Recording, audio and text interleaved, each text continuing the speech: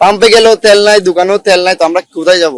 কিন্তু আসলে দেখা যাচ্ছে কি অবশেষে এখানে তেলগুলা কি করে রাখছে ওনারা, সিন্ডিকেট করে স্টক করে রাখছে। এই যে যারা তেল দেয় এখানে ড্রাইভার যেগুলো আছে ওদের ওদের ব্যবস্থা নিতে হবে, কোম্পানি থেকে ব্যবস্থা নিতে হবে। কি কারণ তেল দিবে, তেল যেখানে যাওয়া ওখানে যাবে, সাধারণ মানুষ ওখান থেকে নিবে, এটা তো ভালো জিনিস না।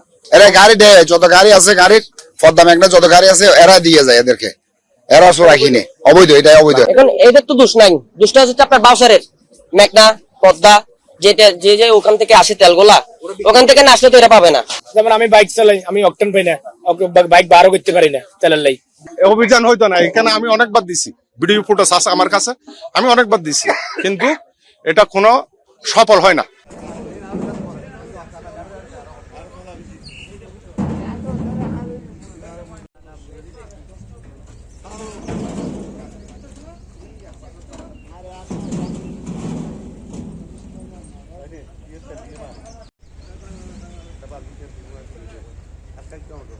Hãy subscribe cho kênh Ghiền Mì Gõ để không bỏ lỡ